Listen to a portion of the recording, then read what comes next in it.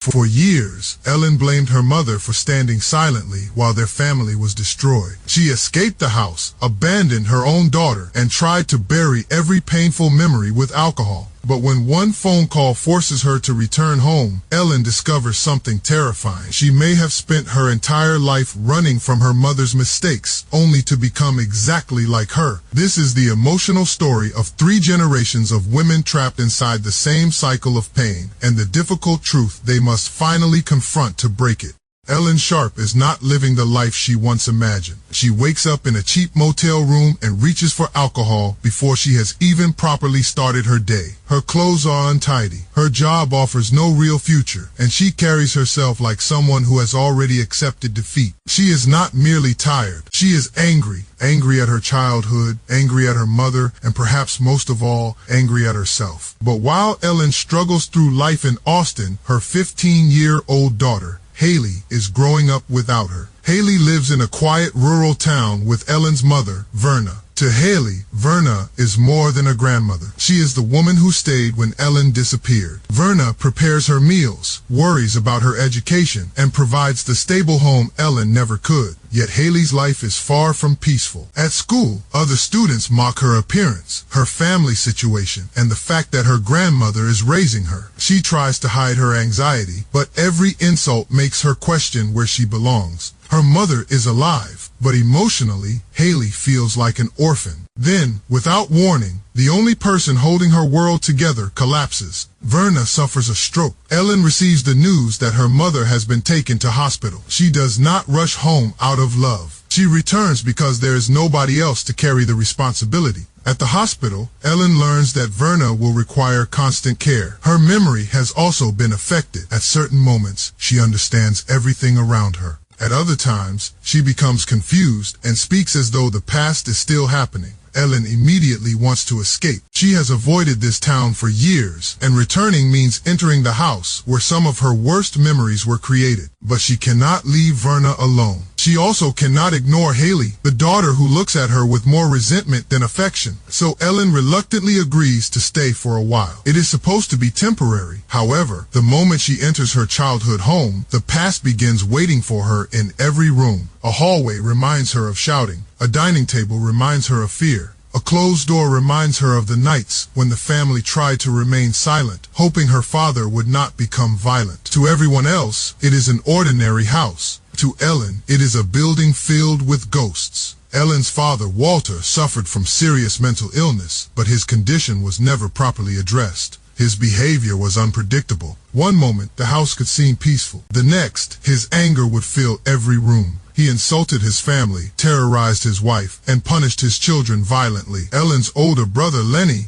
often tried to protect her. Whenever their father became aggressive, Lenny placed himself between danger and his little sister. But courage came at a price. When Lenny challenged Walter, he became the target of his father's violence. For Ellen, her brother represented safety. He was one of the few people who made her feel that she was not alone. Verna, however, rarely stopped Walter. She endured his behavior, protected the family when she could, and remained in the marriage even as the house became unbearable. As a child, Ellen could not understand why her mother stayed. She did not see a frightened woman with limited choices. She only saw a mother who failed to protect her children. That resentment followed Ellen into adulthood. Back in the present, Ellen tries to speak with Haley, but their conversations quickly turn into arguments. Haley wants to know why her mother left. Ellen has excuses, but Haley is no longer young enough to accept them. Whenever Ellen tries to act like a parent, Haley reminds her that parenting requires more than appearing during a family emergency. Ellen feels attacked and becomes defensive. She tells herself that Haley does not understand what she survived, but that is precisely the problem. Ellen wants compassion for the pain that caused her to run away, while refusing to recognize the pain her absence caused Haley. Haley grew up watching other children live with their mothers. She wondered why Ellen rarely called, why she never returned, and whether something was wrong with her. Verna filled the physical space Ellen abandoned, but she could never answer the question inside Haley's heart. Why was I not enough to make my mother stay?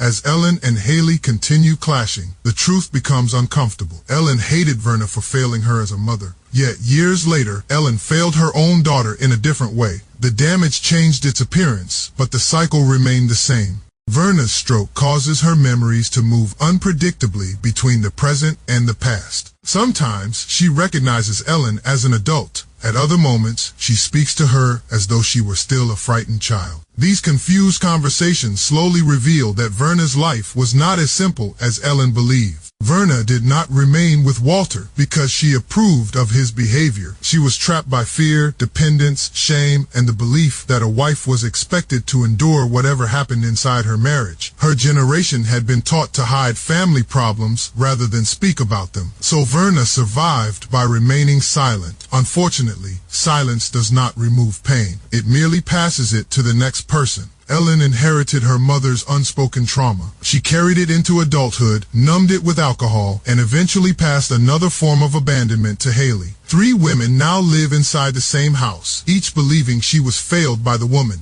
before her. Verna believes she did everything she could. Ellen believes it was never enough. Haley believes neither woman understands what their choices have done to her. While the adults remain consumed by old wounds, Haley continues struggling at school. Her classmates target her with cruel remarks. They attack her appearance, question her identity, and use her absent mother as another reason to humiliate her. Haley tries to appear unaffected, but her anxiety grows stronger. For years, Verna was the person who made her feel secure. Now Verna's health is uncertain, and the mother who suddenly returned could disappear again at any moment. Haley is not simply afraid of losing her grandmother. She is afraid of being abandoned twice. Ellen begins to recognize that her daughter's anger is actually fear. Behind every disrespectful response is a child asking whether her mother can finally be trusted. This realization does not immediately transform Ellen, but it begins to weaken the walls she built around herself. For the first time, she stops viewing Haley as another responsibility and starts seeing the young woman who suffered because of her choices. Memories of Lenny continue haunting Ellen. After surviving their violent childhood, he eventually joined the military. Ellen believed her brother had escaped the family's darkness, but he later died while serving overseas. His death left Ellen without the person who understood her past better than anyone else. As her emotions become overwhelming, Ellen turns again to alcohol. During one of her lowest moments, she imagines Lenny sitting nearby.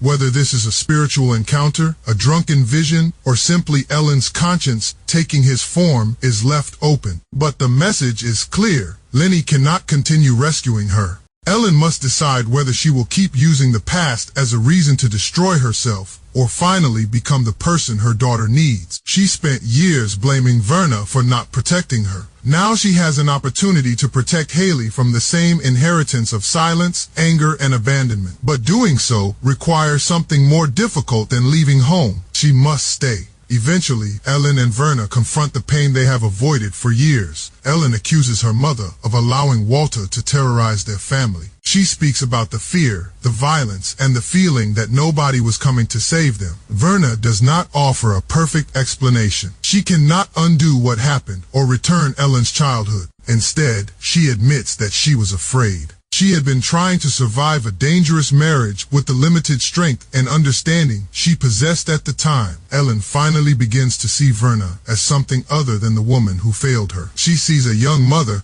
who was also trapped, frightened, and damaged. This does not mean Verna made the right choices. Understanding someone's pain does not erase the harm they caused. But it allows Ellen to stop viewing her mother as a monster and recognize her as a flawed human being. The conversation also forces Ellen to examine herself. She escaped the house, but she never truly escaped what happened inside it. Her drinking, anger, and abandonment of Haley were all consequences of wounds she refused to confront. She became so focused on what her mother failed to give her that she ignored what she was failing to give her own daughter. Ellen begins making small changes. She listens to Haley instead of immediately defending herself. She acknowledges that leaving was wrong. She does not demand instant forgiveness or pretend that a few emotional conversations can replace 15 years of absence. Instead, she starts showing up. This is important because love is not proven through promises made during dramatic moments. It is proven through consistency after the moment has passed. Haley remains cautious. She has spent her entire life learning not to depend on Ellen, and trust cannot be rebuilt in one day, but she slowly allows her mother closer. Verna also begins accepting that strength is not the same as silence. For decades, she believed surviving the past meant refusing to discuss it. Now she understands that healing requires the family to name what happened.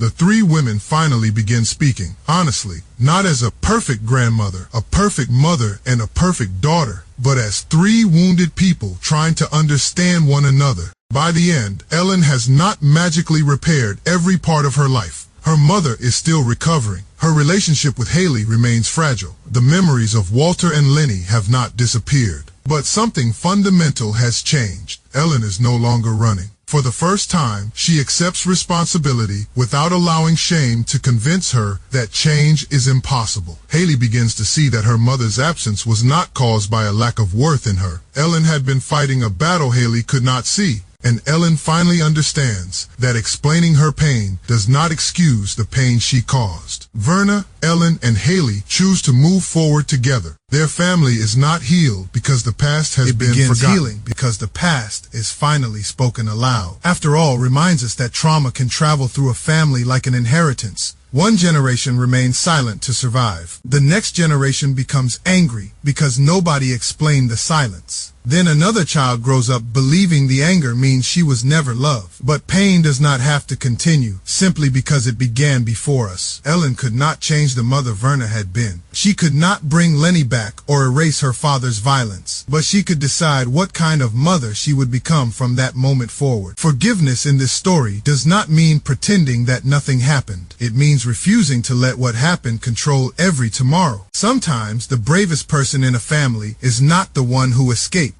It is the one who returns, tells the truth, and finally breaks the cycle. If you enjoyed this emotional recap, subscribe and tell us in the comments, do parents deserve forgiveness when their own trauma caused them